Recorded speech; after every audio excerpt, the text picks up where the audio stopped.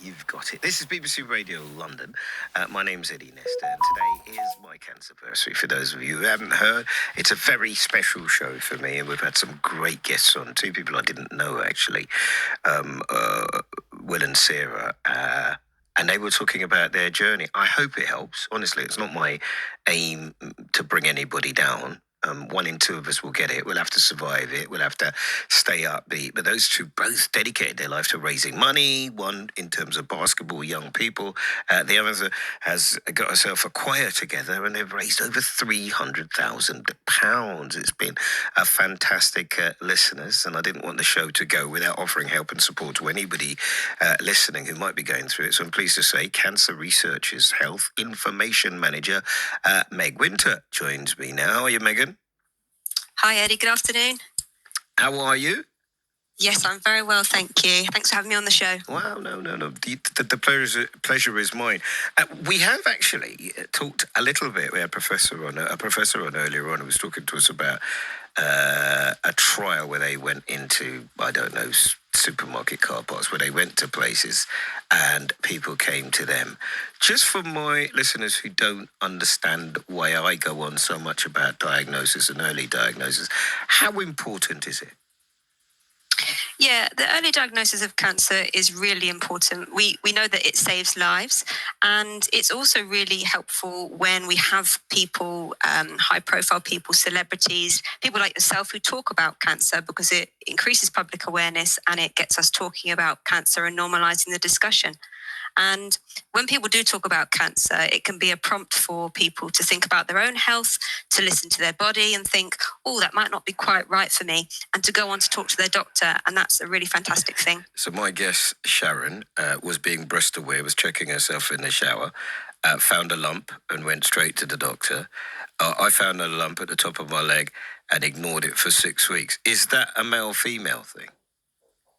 So I think it really depends how people feel about their body. But of course, it's important to recognize what's normal for you so that you know what isn't normal for you. And if you notice anything that isn't quite right, it might be something that is new, it hasn't gone away, it's got worse. Anything that isn't right for you, it's time to talk to your doctor about it. That's a great answer. Well avoided. But essentially, I suppose I'm asking, because lots of my mates are as thick as I am, is there, broad terms though, is there a difference quite often with the way that men and women react to serious illness, or the danger, worry, concern around it?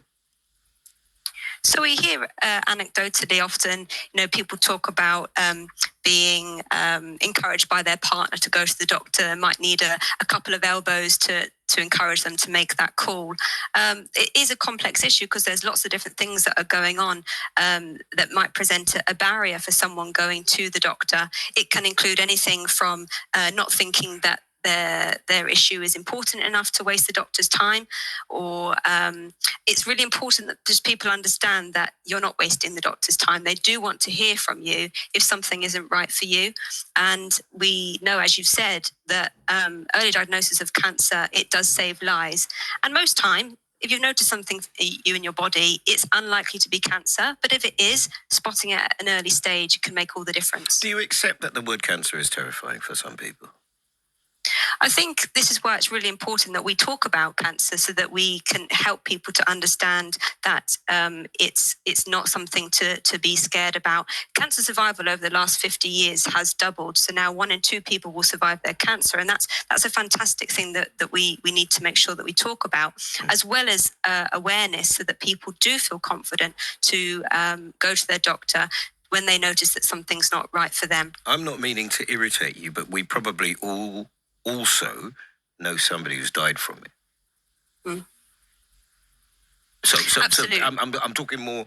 I'm trying to speak before we talk about checking your body, and honestly, we're going to go through everything. I just want to make sure I don't leave out the bit that says I'm terrified of what this test might reveal. Absolutely, and I think this is obviously why Cancer Research UK is continually funding life-changing research to make sure that we can bring about a world where people live longer, that they live free from the fear of cancer. That's the aim of all that we're doing, and that's why I'm here today to talk about it. That's why you're talking about it as well, so that we can make sure that people are supported. And it's always interesting to think about. And I know that it'd be easy for me to go with a load of questions or whatever. But because I'm someone who's gone through it, I also have to, if you don't mind, not be as clinical as perhaps somebody who does it for a living, in talking to you about how I felt and how people that I buddy through it and how people have told me they feel, so that perhaps we can find something to encourage as many people as possible to present as early as possible. Yes, so something that I don't know if you're aware that we have at Cancer Research UK is we have a free nurse helpline, and that's available to anybody who is affected by cancer. So that can be friends and family, as well as yourself if you're diagnosed with cancer. And that's something that we have as a support resource, as well as Cancer Chat, which is a forum for people to come together to share their experiences around cancer. Research is one of those words. I've never asked this before, but how broad is the research? Research finding a cure, research, I don't know, finding out how much the family members of the person or loved ones are impacted on it. Research to show that, in my case, I had absolutely no mental health problems until they told me that it had gone, and then the anxiety came in. How broad is the word research? So research is looking at all aspects of that journey, from prevention of cancer through to diagnosing cancer and treating cancer. And Cancer Research UK works across that whole pathway to make sure that we are funding research in all of those places, because it's all important in terms of the cancer journey. What do they tell you about how it impacts people? Because both of my cancer guests today talked about the mental health aspect of it, how mentally it had impacted them. What if you don't mind me asking, what does the research tell you about that? So, of course, a cancer diagnosis can be an incredibly difficult time for anybody, no matter their age, no matter their background. So in terms of having the right support resources in place, having support networks, that's really important as well. Something that we have on our website is we have support resources for coping mentally with cancer, and that's available to everybody on our website, as well as things like the nurse helpline that I've mentioned, that people do call in and talk about coping physically, coping with their mental health, and even coping practically as well, managing things like working at the same time. Yeah, I mean, actually, I came back to work, whether I should have or not, I'm not sure. But I came back to work because the capacity for chemo to just make you lie down and not do anything, it's so amazing. You sleep for 22 hours a day. And so when the chemo had worked off or worn off a little bit, I really had to try and give my life some kind of purpose. And that's been our theme today. How important in your understanding of it, in your research of it, in your analysis, have you found that? So, I can't talk specifically to that personal experience that you shared with us, and thank you for doing so.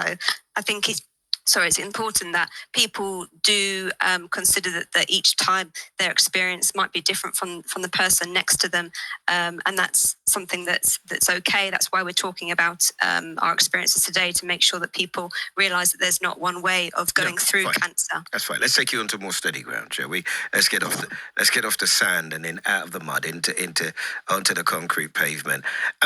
There are a variety of things, I imagine, but in broad terms, what in some of the cases are some of the things that we might be looking out for?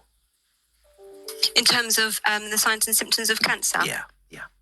Yeah, so there's 200 different types of cancer, and they can cause many different signs and symptoms, and these can look different from one person to the next. So it's actually almost impossible to think about trying to learn them all. But the good news is that you don't need to. So instead, what I can encourage all listeners to do is to be body aware and to listen to your body. So this means knowing what's normal for you and what's normal for your body, and then you're able to identify when something doesn't feel right. And if something doesn't feel right for you, that's the time that you want to talk to your doctor about it. Right. Seeing my doctor. Right, I didn't go in. I mean, I'm trying to say it because I'm an idiot, right? And I know, at least I know I'm an idiot. But I know lots of guys who are idiots as well, who think that doctor surgeries are places for, I don't know, women and small children. Is there anything that you have to say in the first instance directly to those? I think it can be difficult at times to overcome barriers to seeing a doctor, and these can depend from person to person. But it is really important that if you've noticed something that isn't right for you, that you make that call, that you get that appointment in, and to tell someone, because it's not up to you to self-diagnose and to go with it alone. That's what your doctor's there for. They're there to help and treat and diagnose. A bit of role play now. I know, but I'm scared. And and that is one of the things that we hear from research. People are scared about what might come from that appointment, which is why sometimes we talk about the help of family and friends to get people to book appointments and to take that step. Oh yeah. If you don't tell the doctor, tell someone else, and hopefully they'll do it. Are there particular types of cancers that are growing really quickly that you're worried about that you would like to highlight today? So not particular types of cancers. I think, it is, when it comes to cancer, it's an important message to say that all those different signs and symptoms can look different. We might be familiar with some, people are familiar with things like a lump, but also there's other symptoms of cancer that are equally just as important. And that's why we have this message around, it doesn't matter what it is, as long as it's something that's you're not familiar with, that's new for you. Yeah, you're right. I mean, blood in the urine, blood in the poo. Yeah. One of my mates, melanoma, the bad back, the lump in the breast. It can, or a cough that continues for a long time. I mean, they're all kind of signs, aren't they? Yeah, so there's some of the quite specific ones, and you've also got much more general symptoms of cancer as well. So feeling tired, unexplained weight loss, unexplained pains, bruising. So it can be difficult. You can see some signs and symptoms of cancer, and other ones are going on inside the body, and it can be very difficult to see or touch them. You're brilliant. Can you just point us in direction of the website, on which I imagine there are many bits of information? Yes, if you go to cancerresearchuk.org, and then you can go from there to look at our information about spotting cancer early, which includes signs and symptoms, and also support for talking to your doctors on there as well. Listen, thank you. I know it was slightly more wide-reaching than we said. I'm so sorry, but I do appreciate you coming on very, very much indeed. That is from cancer researcher, health and information manager, Megan Winter.